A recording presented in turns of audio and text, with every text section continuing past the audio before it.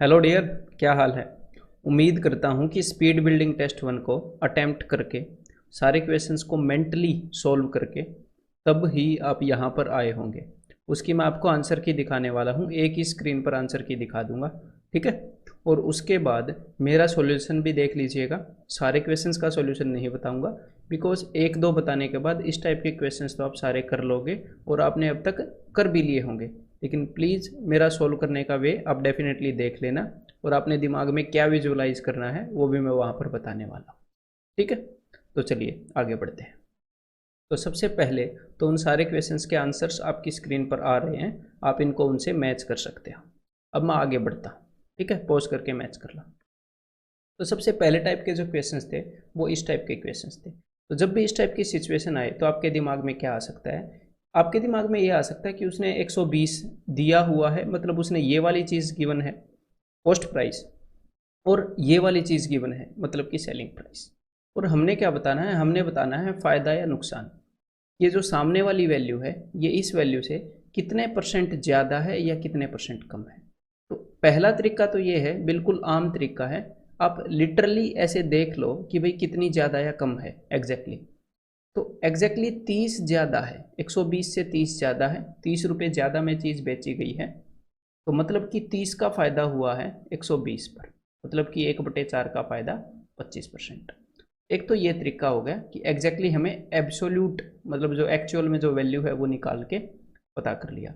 और दूसरा क्या तरीका है? दूसरा आपको ये भी पता होना चाहिए कि जब भी हमें ये बताना होता है कि एक वैल्यू दूसरी वैल्यू की कितने परसेंटेज है या कितने परसेंट ज़्यादा है या कितने परसेंट कम है, तो मैंने परसेंटेज में ही आपको बताया था कि अगर उन दोनों का रेशियो मिल जाए तो भी आप ये बता सकते हो।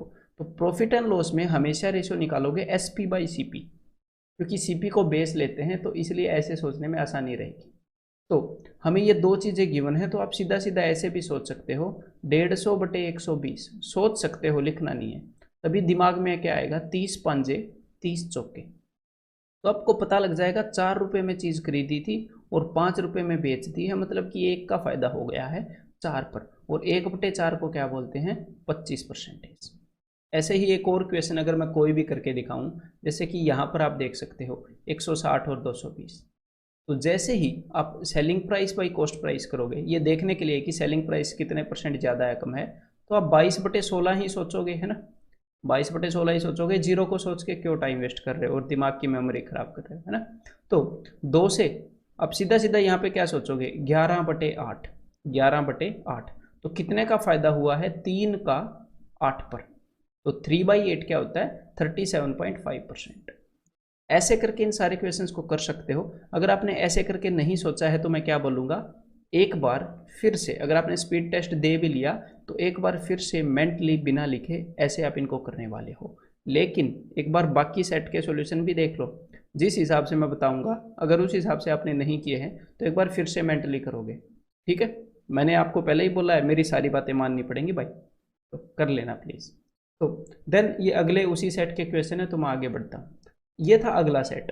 तो यहाँ पर आपको क्या गिवन है? यहाँ पर आपको पहली वाली वैल्यू गिवन है कि भाई कॉस्ट प्राइस 100 रुपये है, और ये बताया गया है कि उसको कितने परसेंट बढ़ाना है या घटाना है। तो पता लग जाएगा कितने में बेची है। तो अब यहाँ पर हम क्या करते हैं? फिर से वही तरीका है। पहला ये तरीका है कि एग्जैक्टली निकाल लो कितना बढ़ाना है।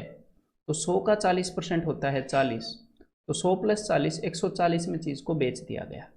या फिर दूसरा क्या तरीका है? फिर से वही कि किसी भी चीज़ को जब 40% बढ़ाना है तो हम गुणा करते हैं 7/5 से, या फिर 14/10 से। ऐसे मत सोचो कि 100 का 40 140 दिख ही रहा है, बस मैं समझा रहा हूँ, ठीक है। हाँ, तो 40% बढ़ाना है मतलब कि 14/10 से गुणा करना है और हमें अगली वैल्यू मिल जाएगी। तो कुल मिलाकर इन क्वेश्चंस के अंदर हमने क्या सोचना है कि जैसे ये वाला क्वेश्चन आपको करा के बताता हूँ कि भाई एक वैल्यू है 240, उसको 16.66% बढ़ाना है। तो मतलब कि 1/6 बढ़ाना है। 1/6 बढ़ाने के लिए किससे गुणा करोगे? 7/6 से गुणा करोगे और आपको वो वैल्यू मिल जाएगी। क्लियर है? तो इस सेट को भी एक बार ऐसे ही बिना लिखे सोल्व करके देखो, अगर ऐसे नहीं किया है तो, ठीक है। एक बार इसी सेट का एक और क्वेश्चन मैं आपको करके दिखा देता हूँ। कोई भी उठा लेते हैं, मान लो ये उठा लिया, हमें ये वाली वैल्यू पता है और हमें पता है यहाँ पर प्रॉफिट हुआ है कितने का प्रॉफिट हुआ है? ये 9 का टेबल है तो मैं लिखूंगा 11 और 9 का 5वां टेबल है 5/11। तो 5/11 का फायदा हुआ है, मतलब कि कुल मिलाकर चीज 16/11 गुना हो गई। तो इसको मैं 16/11 कर सकता हूं मेंटली और उत्तर आ जाएगा 480। अब मैं आपको अगला सेट करके दिखा देता हूं, ठीक है। हाँ जी, find the cost price if. तो यहाँ पर आपको क्या सोचना है, यहाँ पर आपको ऐसे सोचना है कि भाई मेरे को ये चीज़ तो पता है, ये चीज़ 300 है, मेरे को ये चीज़ तो पता है, और मेरे को ये भी पता है कि यहाँ से यहाँ आने में किस चीज़ से मल्टीप्लाई किया गया है। क्यों? क्योंकि अगर आपको ये पता है प्रॉफिट 50% है, मतलब इस चीज़ को 50% बढ़ाकर ये चीज़ मिली है ना। कॉस्ट प्राइस से 50% ज़्यादा में बेची गई होगी, तभी 50% का फायदा होगा। और किसी भी चीज़ को 50% बढ़ाया जाता है तो वो 3/2 गुना हो जाती है, मतलब कि इसको 3/2 से गुना करने पर ये आया होगा, इसको 2/3 से गुना करने पे ये आ जाएगा। इसको मैं मन ही मन में 2/3 से गुना करूंगा और आ जाएगा 200। कोई और क्वेश्चन, ये क्वेश्चन नंबर 7 भी ले लेता हूँ, ये लॉस वाला है इसलिए। तो देखो एक बार, मुझे पता है कि भाई ये चीज़ 210 है, तो इन सारे क्वेश्चंस को आपने मेंटली करना है। मुझे पता है ये 210 है, अब मैं लिखूंगा नहीं, बोल के बताऊंगा। तो नुकसान हुआ है 12.5 का, मतलब कि इसको 12.5% कम किया जाए तो वो आएगी 12.5, मतलब कि 1/8। 1/8 कम करना मतलब कि 7/8 कर देना। इसको 7/8 से गुणा करूंगा तो अगली वैल्यू आएगी, तो अगली वैल्यू को 8/7 से कर दूं, 8/7, 8/7, तो नीचे 7 है, 7×3 = 21, ऊपर 8 था, 8×3 = 24, तो 240। तो आपने ऐसे मेंटली करना है। एक और क्वेश्चन करके दिखाऊं ये वाला, तो 9 का पहाड़ा है तो ये हो गया 4/11।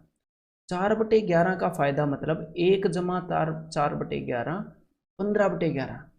इस चीज़ को 15/11 से मल्टीप्लाई किया तो हमारे पास क्या आया, तो 450 आया। 15/11 से मल्टीप्लाई किया तो इसको मैं 11/15 से कर दूँ दिमाग दिमाग में, तो 15×3 = 45, तो आ जाएगा 330। तो एक बार इन सारे क्वेश्चंस को अगर ऐसे नहीं देखा है ना मेरे भाई, तो एक बार सारे प्लीज़ ऐसे करो, ठीक है। और फिर हम अगले जो कंसेप्ट लेक्चर है उसके अंदर मिलते हैं।